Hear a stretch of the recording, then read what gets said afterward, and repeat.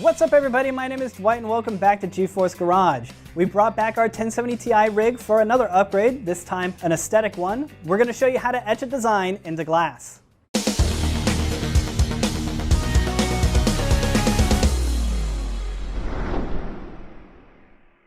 To etch the glass, we're going to be using something called Armor Etch, which you can find online for fairly cheap. Now this stuff only works on tempered glass, so if your computer case has an acrylic side window, it's not going to work, but you can try sandblasting or another method like that. But the H500P does have a tempered glass, so that's what we're going to be going with. Now for the stencil, if you don't have an in-home vinyl cutter like the Silhouette Cameo, you can go to a local printing shop to get your stencil cut out for you. Just make sure that it is on stencil material and not vinyl, because it's a little bit thicker and it's going to withstand and stick better for when you etch your design. So let's get into it.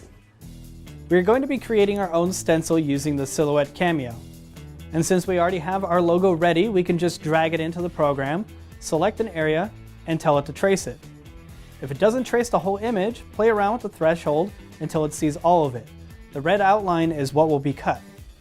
After we get our logo ready, Silhouette recommends putting your stencil on this cutting mat. So cut out your stencil to size and place it on. Just make sure to work out all the bubbles. Now that our cutting mat is ready, we can preload it into the vinyl cutter and go back to our program. Here we need to make sure our design is centered and double check that it fits on our cutting mat. Then we send it off to the machine and wait about 5 minutes for it to cut it out.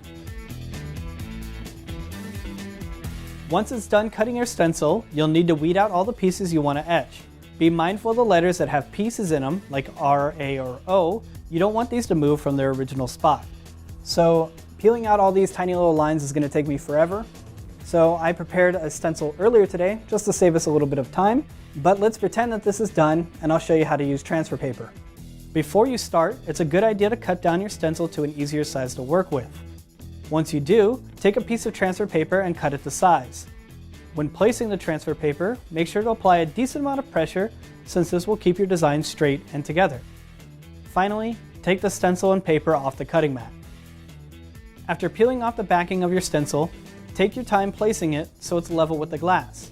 You can use a squeegee or something similar to help push out all the air bubbles and make sure your stencil stays down.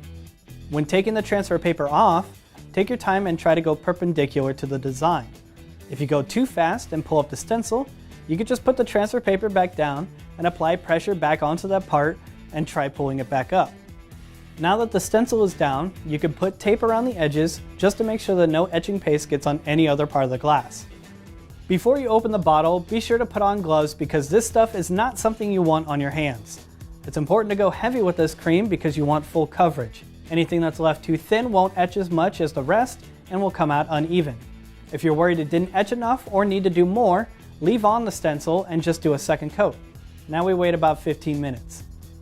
After that, we need to wash it off with some warm water, making sure to wipe it away from the exposed glass, just to avoid it etching anything we don't want. And then for the last two steps, we peel off our stencil, being careful not to scratch the glass, and then we give it one more wipe with some glass cleaner just to remove fingerprints or any adhesive. Well, there you guys go. Under 20 minutes and under $20, you can really enhance the look of your PC. If you have any other ideas that we could do to upgrade our 1070 Ti rig, please leave a comment down below. And if you guys enjoyed this type of video, be sure to hit that subscribe button, and we'll see you for the next one.